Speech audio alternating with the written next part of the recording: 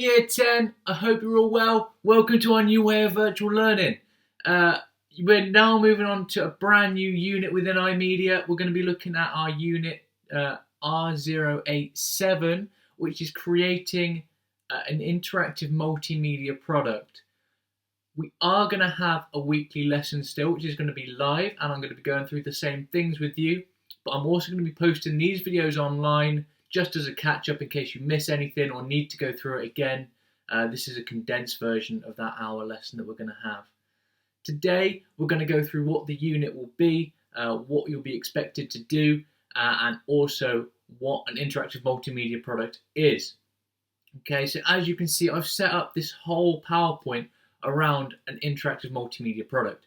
You have access to this. I've put it in our Teams, and what I've done is shown you an example of the kind of thing we're going to be making, but this doesn't match your scenario. So all I'm going to do is show you the skills, what it could look like, and then you're going to create your own eventually.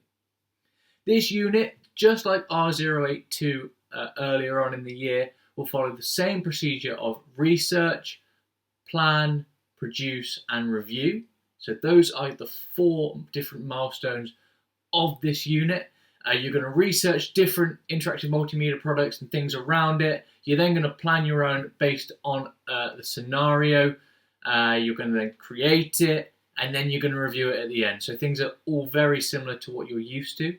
I won't be giving you the actual scenario until we're back at school because it's a controlled assessment, but we will be doing a smaller version that you can access from home from there. So this is the piece of work, this is the PowerPoint that you are going to see the whole way through this unit. Everything we need I've put on here. You've got access to it in Teams, as I've said, and I will keep making videos like this. So we're going to navigate our way through this interactive multimedia product, or IMP, to find out more about the different learning outcomes for R087. Okay, and in here we've got different tasks. And just in case you forget what I've asked you to do, or if you haven't checked Show My Homework, they will also be on there, so there's no excuse for you to be forgetting. Now, as you can see, I've already shown some really high-level skills up here. I've got an animation. You might see the Welcome to R087 scrolling across the page. And I've also added a menu button, which would take you to different areas of the course, of the unit, to help you navigate your way around. Okay, so if we're in Learning Outcome 1, that's the first thing we want to do. All of the sections have been laid out for you, and we are currently in Lesson 1 or Task 1, IMPs, and we're going to understand what they are. Okay, your task to do on Thursday, which is your next allocated iMedia slot, will be to write a report on the features of an IMP, what makes them accessible, and you're going to need to identify different purposes and how you know that as well. And this shouldn't be new to you. We've covered things like this all before. Now, an interactive multimedia product is a technological system which will change depending on a user's actions. Okay, and that can include hyperlinks, images, video, audio, animation, and rollover buttons as well. And we'll cover that in more detail later on. Different industry sectors will use them in different ways, such as websites, apps, information kiosks like at museums, and also e-commerce stores, which some of you will already know that is where you can go online and buy things. Okay, so I've got a couple of examples on this interactive product, like a website. Okay, so all websites are interactive multimedia products because you can click on different links and it will take you to a different section of that website. Most organizations have one to promote their products or services, and e-commerce websites such as eBay or Amazon will use images to promote the items that they're selling to make it more appealing. Okay, now websites created by the entertainment industry can feature adverts and videos to allow people through to navigate through content. For example, YouTube videos have the option to play, pause, and link to further content. And modern websites are created so that they can be accessed on laptops, tablets, and phones. So it doesn't matter where you are, you can normally get onto them, whether that's through your internet browser or whether it's through an app. Okay, so websites are accessible almost anywhere now through the use of smartphones or tablets or laptops and computers. So that's just one example. Another example would be an information kiosk, and you can normally find them in museums, galleries, airports, train stations, and town centres. So somewhere that you're going to be looking for a bit of information, and you'll be able to touch and navigate your way through that interactive product. Another example would be the McDonald's ordering system or self-checkout scanners in supermarkets. So if you were to press on them, it would change, and you'd be able to get some more information based on the way you've navigated through that interactive product.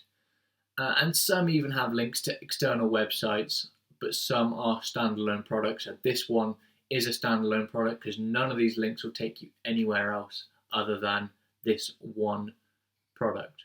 Okay, so those are the first two examples. I've got two more here as well.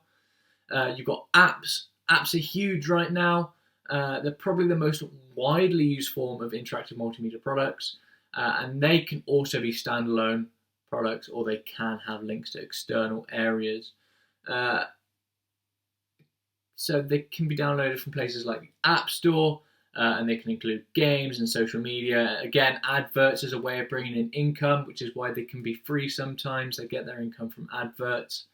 And they also feature enhanced navigation capabilities, which means that you're able to go where you want, rather than just click on one link to go to one page and then the next link to go to the next page. You can more tend to go from one page to different pages quite easily.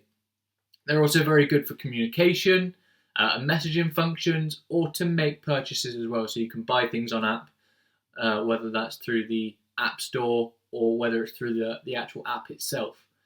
And a lot of businesses will now have an app to give more information, or to entertain, or for different reasons like that. And finally, you've got e-learning products, which you're going to be used to at the moment. You tend not to be as used to them as adults, but they've been available since the 1990s. The difference is that they used to be on CDs and DVDs, and now you can just download them from the internet, and it makes it much easier for everyone. You can navigate through content using buttons, links, and controls, everything that you'd be used to. And they are often free or can be downloaded as an app. Sometimes they can embed quizzes, games, videos, things like that to make them more engaging to young people. And one of the most popular of those is BBC Bite Size. Okay, so those are different examples, and hopefully now you've got an idea of what an interactive multimedia product is. And they all have different purposes, and you need to know these purposes and explain what features those purposes might have. So each interactive product may have a different purpose, and that will have different features based on that purpose. And what you need to know is how to explain how that all fits together. Okay, so it could be to entertain. And if it's entertaining, it's going to tend to have different media content. That might be videos, quizzes, games. It might be bright and bold and colourful. Okay, so it looks quite fun. It's easy to navigate. It tends to be quite child friendly, and it shows content that is engaging to a wide target audience, or a specific target audience, depending on what the scenario is.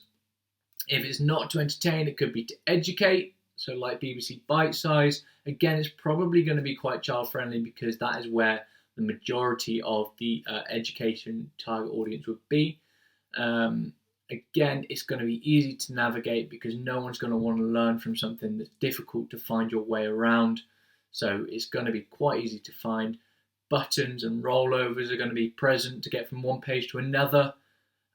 And also it's probably going to be quite bold and colourful, again, to make it engaging, because you're not going to want to learn from a website that's a white-black background with black text. Quite boring. You're going to switch off quite quickly. So it's probably going to look quite appealing to you as well. You've got e-commerce as another purpose. Again, that's to sell things to you. So that is your eBay, your Amazon, your ASOS, your other online stores. Okay, so what you're going to be doing there is showing your products, probably a price. You're going to have buttons to filter and sort products. You're going to have different categories of products. So again, clothes, you might have t-shirts, you might have jeans, and a different one, you might have coats and jackets. They all have different categories. It's easy to navigate. They don't have to be as appealing because the pictures of the products tend to make up a lot of the purpose that they're trying to fill. But that is e-commerce. You might have the purpose to create. So you've got an app like Photoshop, where its sole purpose is to create and edit images. Okay, so it is interactive because you can press on a tool, and that tool will then help you change an image the way that you want to. So that could be the purpose to create. It might have different tools. It might have something that will impact something that you upload to it. Okay, so those are different purposes, and that is your introduction to interactive multimedia products. What you need to do now, your first task, is to head to Teams, where I've uploaded a table for you. Okay, and in that table, which looks like that, you've got different purposes. Okay, so you've got educate, entertain, e-commerce, communication, which we didn't cover, and create. For each of those, I'd like you to give me 2 examples of either a website or an app that you would use for that purpose. So for example, educate, BBC Bite Size might be your first example. And then in the other column, I'd like you to tell me the features of how you know that it fits into that. Some websites may have more than one purpose. Some might be to entertain and to educate. Some might be to communicate, and entertain. So there's lots of different ways that they fit around each other. So that is your first task.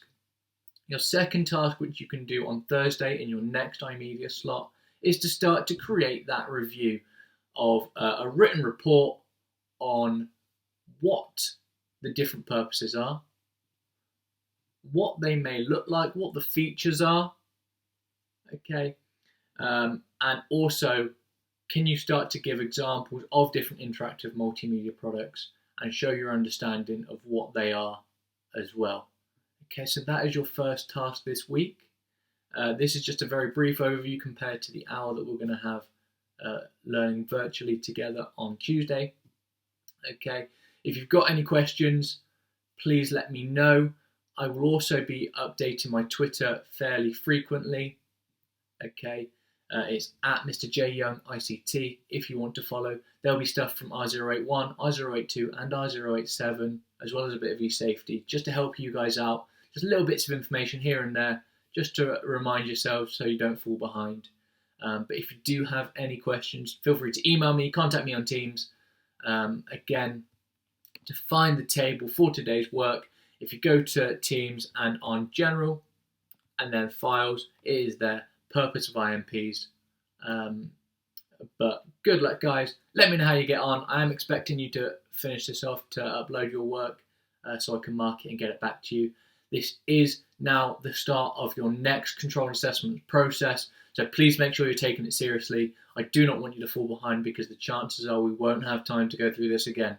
So if you don't do this now, don't expect me to help you catch up. You've got to get on with it, okay? Stay positive, and I will see you in our lesson.